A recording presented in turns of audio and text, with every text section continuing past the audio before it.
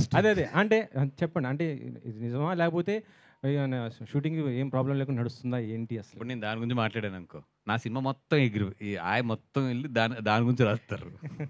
అంటే గడ్డం తీసేశారు. ఆ గడ్డం గురించి అని చెప్పేసి. ఇక ఆయన ఆల్రెడీ మైక్ పెట్టుకుని సార్ గడ్డం గురించి చెప్పండి సార్.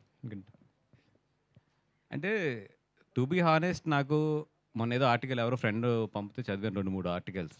ఇప్పుడు లోపల ఏం జరుగుతుంది అనేది బన్నీ గారు, సుకుమార్ గారు తర్వాత ప్రొడ్యూసర్స్ తర్వాత అత్యంత సన్నిహితంగా తెలిసింది నాకే.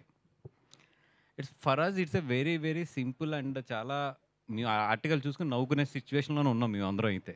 రెండోది ఏంటంటే మాకు పబ్లిసిటీ బాగా వస్తుంది, free publicity, let it go అనేది ఉంది మాకైతే. It's a very clear editing.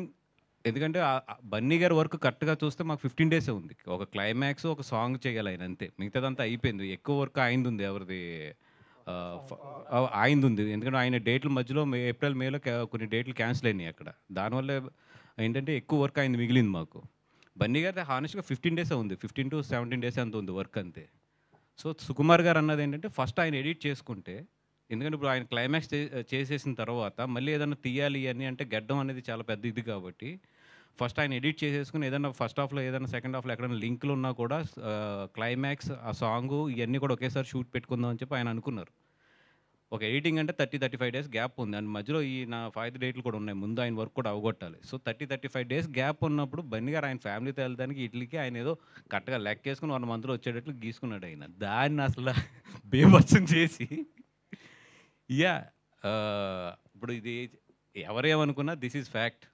And సుకు అనే అతను బన్నీ గారికి కానీ నాకు కానీ లైఫ్లో we have a special bonding.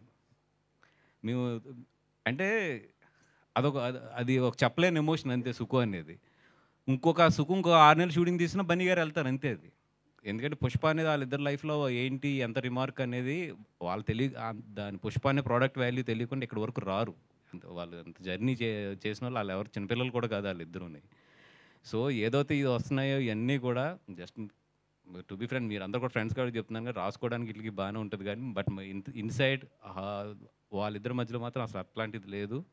And వాళ్ళ పనుల్లో ఉన్నారు. అండ్ షూటింగ్ కూడా నాకు తెలిసి ఒక పార్ట్ అంటే ఈ ఆగస్ట్ మంత్ ఎండ్నో లేకపోతే ఆగస్ట్ ఫస్ట్ వీక్లోనే ఎప్పుడో స్టార్ట్ అయిపోతుంది కూడా ఒక షెడ్యూల్. ఇవన్నీ కూడా ఎవరి పనులు వాళ్ళు ఉన్నాం తప్పితే ఇది మాకైతే పెద్ద ఫాలో అవ్వట్లేదు దాన్ని. వాసు గారు అండి హలో సార్, ఇందాక మనం మాట్లాడుకున్నట్టు 1 year బ్యాక్